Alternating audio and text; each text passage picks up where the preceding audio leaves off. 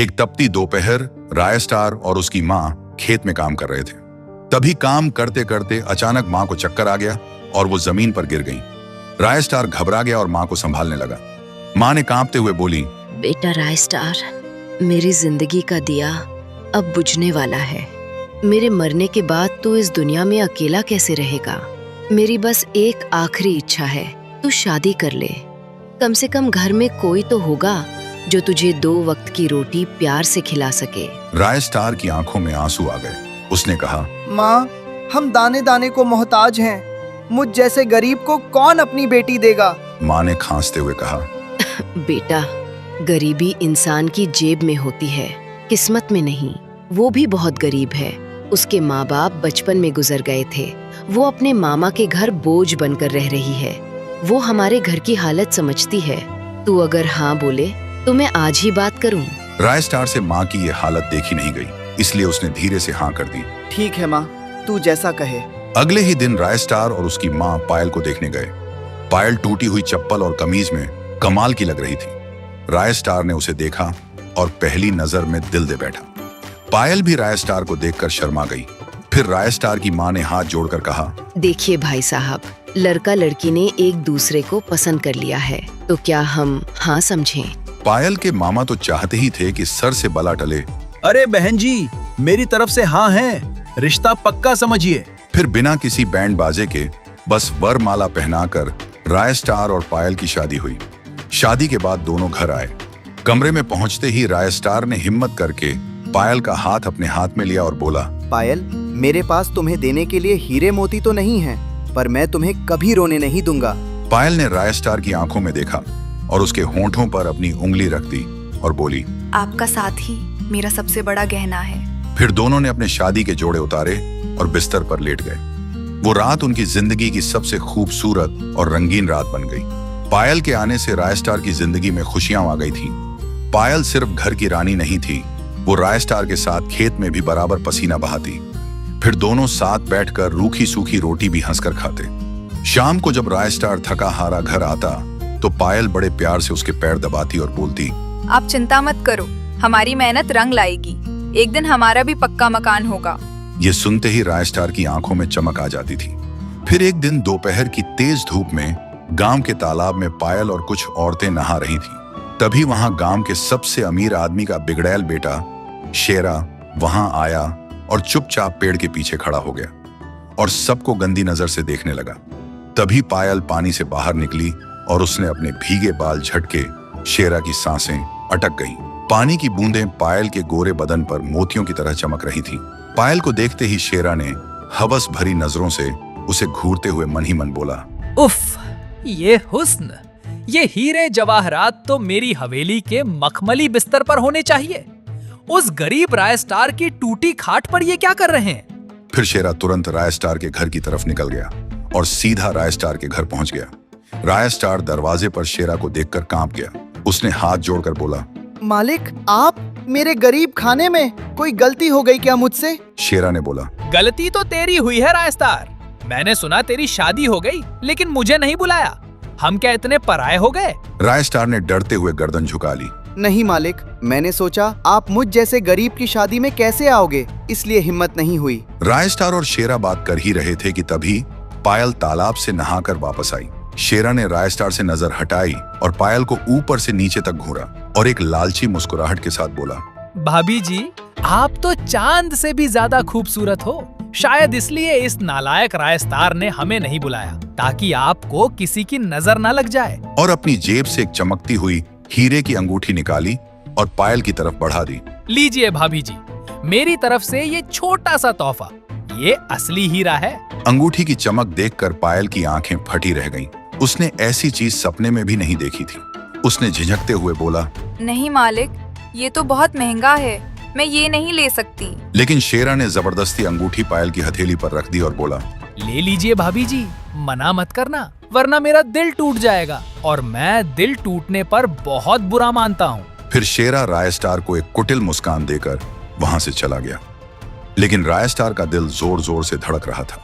उसे शेरा का घर आना बिल्कुल पसंद नहीं आया। वो जानता था कि शेरा एक नंबर का अय्याश इंसान है, जिसकी बुरी नजर पूरे गांव की बहू बेटियों पर रहती है। अगले दिन पायल रोज की तरह रायस्टार के लिए खाना लेकर खेत की तरफ जा रही थी। तभी अचानक पीछे से शेरा की जीप आई और उसने पायल के आगे जीप रोक दी। पायल घबरा गई।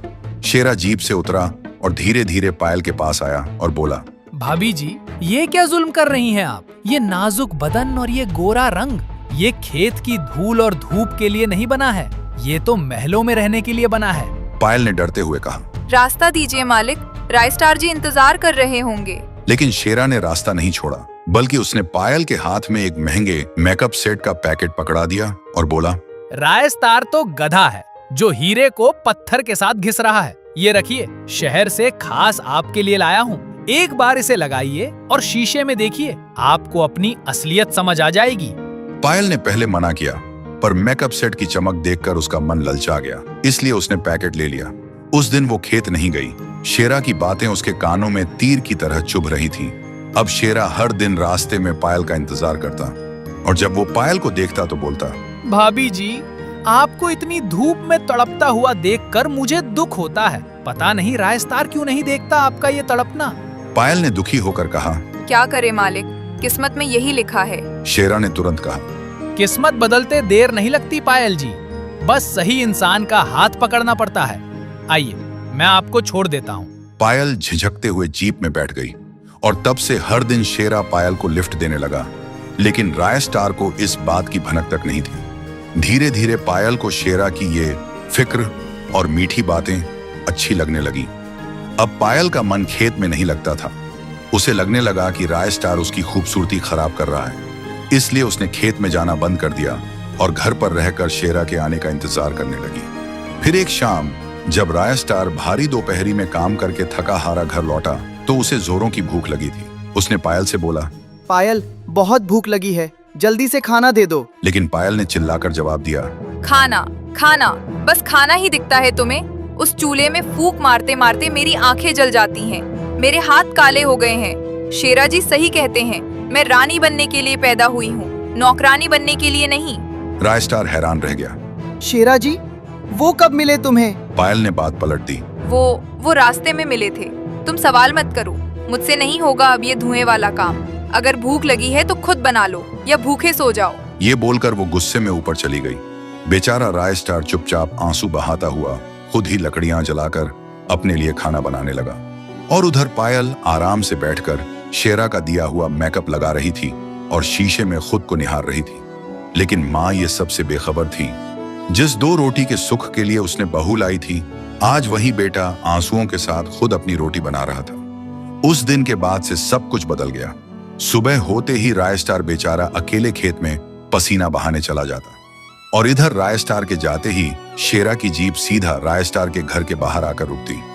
शेरा कभी खाली हाथ नहीं आता। वो कभी महंगे कपड़े, कभी परफ्यूम तो कभी गहने लेकर आता और अपनी बातों से मक्खन लगाता। एक दोपहर शेरा बड़े दुख से बोला, भाभी जी, मुझे बड़ा अफसोस होता है। रायस्टार आपके इस यौवन की कीमत नहीं समझता। देखिए खुद को, पहले आप खिले हुए गुलाब जैसी थी, पर अब तो आप बिल्कुल सूखी सूखी लग रही हैं। पायल ने मायूस होकर कहा। क्या करे शेरा जी, रायस्टार के पास वक्त ही कहाँ है मेरे लिए। शेरा ने मौका देखा और जहर घोल दिया। वक्त नहीं, प्यार नहीं है उसके पास। वो आपको प्यार नहीं दे रहा, बस आपकी जवानी चूस रहा है। एक औरत को सूखा नहीं रहना चाहिए भाभी जी। उसकी जिंदगी में प्यार का पानी होना चाहिए जो उसे हरा भरा रखे। पायल शर्मा गई और शेरा की आंखों में देखने लगी। शेरा ने अपनी बात आगे बढ़ाई। अगर आप चाहती हैं कि मैं आपकी सूखी जिंदगी में खुशियों का पानी भर दूं, तो बस एक काम कीजिए, रायस्टार को यहाँ से दूर भेज दीजिए, दुबई। पायल चौंक गई। दुबई? शेरा ने समझाया। हाँ, उसे बोलिए वहाँ जाकर पैसा कमाए। जब वो दुबई चला जाएगा तो वो वहाँ नोट छापता रहेगा और हम यहाँ असली जिंदगी जिएंगे। ना कोई रोक टोक, ना कोई डर। पायल को लगा शेरा सही कह रहा है, फिर बोली, पर शेरा जी, उसकी बुरी माँ का क्या होगा? शेरा ने हंसकर कहा, अरे वो बुढ़िया तो वैसे ही सूखा पत्ता है, आज गिरी या कल क्या फर्क पड़ता है। जब बेटा पास नहीं रहेगा तो उसकी याद में वो वैसे ही दम तोड़ देगी, फिर घर पूरा हमारा। शेरा की बातों का जहर पायल के दिलो दिमाग पर पूरी तरह छा गया। फिर शाम को जब रायस्टार थका हारा घर आया तो उसने पानी मांगा, लेकिन पायल ने गुस्से में बोला, बस यही जिंदगी रह गई है मेरी, तुम्हारे इस सूखे प्यार और गरीबी ने मुझे मार डाला है राय स्टार। देखो पड़ोस की औरतों को कैसे रानी बनकर रहती हैं। राय स्टार ने समझाया। पायल, मैं मेहनत कर रहा हूँ ना। पायल चीख पड़ी। तुम्हारी मेहनत से मुझे 2 वक्त की रोटी मिल रही है, खुशी नहीं। देखो लोगों को कैसे दुबई जाकर पैसा कमा रहे हैं, तुम्हें भी वहाँ जाना होगा। राय स्टार हैरान रह गया। दुबई? परदेश? पर मैं तुम्हें और माँ को अकेला छोड़कर कैसे जा सकता हूँ? पायल ने तुरंत नाटक करना शुरू किया। तुम माँ की चिंता मत करो राय स्टार, वो सिर्फ तुम्हारी माँ नहीं, मेरी भी तो माँ है ना। मैं हूँ ना उनकी देखभाल करने के लिए, तुम उनकी फिक्र मत करो। राय स्टार फिर भी हिचकिचा रहा था। तब पायल ने वो आखिरी चाल चली जो शेरा ने सिखाई थी। राय स्टार, अगर तुमने दुबई जाने से मना किया तो मैं आज ही जहर खाकर अपनी जान दे दूंगी। राय स्टार डर गया। नहीं पायल, ऐसा मत करना। मैं जाऊंगा, मैं दुबई जाऊंगा। अगली सुबह राय स्टार के जाने का वक्त आया। राय स्टार ने अपनी बूढ़ी माँ के पैर छुए। माँ की आंखों में आंसू थे। फिर कहा, माँ, अपना ख्याल रखना और उस पगली का भी ध्यान रखना। वो अभी नादान है, उसे अकेला मत छोड़ना। माँ ने रोते हुए सिर हिलाया। फिर राय स्टार निकल गया। पायल ने दरवाजे से बस टाटा किया। उसकी आंखों में दुख नहीं, बस एक जीत थी। लेकिन राय स्टार को बिल्कुल पता नहीं चला कि जिसे वो नादान और पगली समझ रहा है, वो असल में एक चालाक लोमड़ी है जो उसे बेच चुकी है। तो दोस्तों, राय स्टार चला गया परदेश, अपनी बर्बादी की तरफ। अब राय स्टार के जाने के बाद शेरा और पायल क्या करेंगे? क्या माँ इस साजिश को रोक पाएगी? ये जानने के लिए कमेंट करें पार्ट 2।